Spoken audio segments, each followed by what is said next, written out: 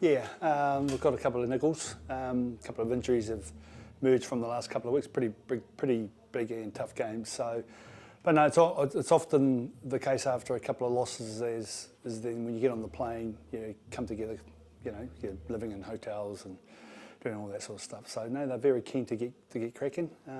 But we're obviously playing against a really good Brumbies side as well. No Ethan de Groot. Can you talk about that non-selection? Well, a couple of reasons really. He's got for me, part of my job really is to ensure our players are always playing to their potential and to their best footy. And he's got a massive year ahead of him, being our only All Black. So mindful of that, and I'm mindful that we've only played 5 games of footy. So he gets a rest this week, and then hopefully he'll come back into consideration the following week. Is that because of how is that performance related? Has he been dropped? No, it's not necessarily that easy to say. I guess the first priority is he's an All Black.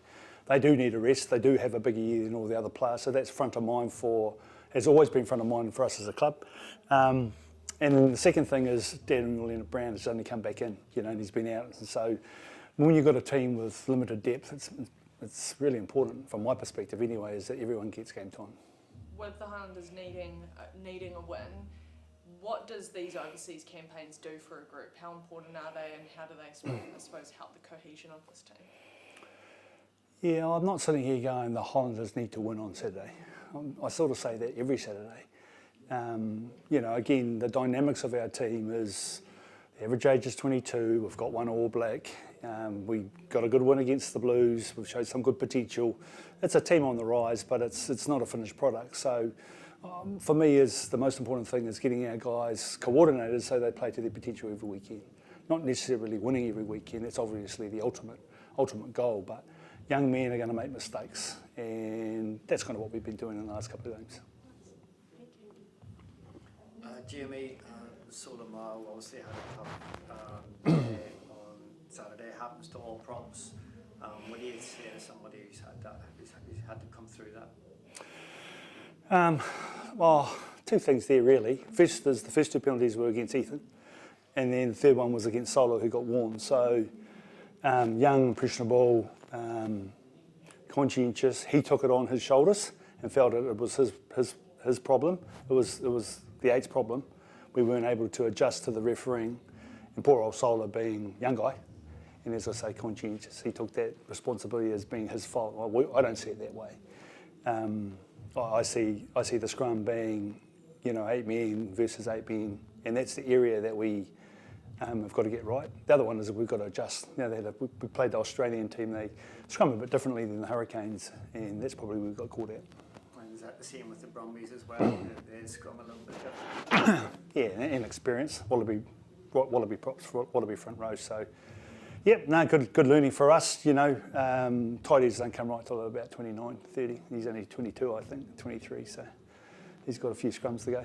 A couple of potential debuts at the weekend. 2 guys from Taranaki. What can you tell Highlanders fans about Adam and Michael? Oh no, that's why we. So what I've seen with quite different cases. Adam has been in the NPC environment, still a young player, played with a lot of these guys in the under-20s a couple of years ago. So he's familiar with the team. He's been an outstanding player for Taranaki, just hasn't been able to get a Super Rugby. He's spent a couple of years with the Chiefs in the wider training group, and he's in our wider training group, and we've got injury to Falau, so he gets an opportunity, different skill set to James Arscott. James very polished around his kicking and passing game. Adam's got a bit of a running game that we like, and so we think that's going to be important in the sort of later stages of the match. Finn Hurley listed as a quad injury. What's the latest on? Yeah, I'm not sure he was right. Young fellow again, wants to play, wants to help his teammates, but it's a big stage out there in front of all of his home fans, and perhaps he came back a little bit early and didn't really understand the magnitude of that match. And we all learn from that. So I don't know when he'll be back, mate. Yeah. And Thomas Semanga Jensen into the midfield. Tanielu Talia's been playing really well, so that's a contested position. Yep. Both senior players in the team. Tanielu made too many mistakes. Thomas Semanga Jensen for a leader. Thomas comes back, different skill set again. gives us some, gives us a passer, gives us a guy who can create. A different skill set again, and I'm just rewarding all the players around performance. If they play well, they continue, and if they need a reminder, they get a reminder. Just you've got an injury to Nikora, and you've got Woody coming into 8. Has Woody played at the back of Scrum before? Oh, the old number 8s, those days are all gone. So what I do like about Sean is he's been a good combination with Vivini. TK is, look, you could put a different number on the back, but he'd still do the same thing for us. So, no, I'm not sure whether he's played number 8. I think he is a couple of times for the Highlanders. I like the combination. Yeah, they're working well together.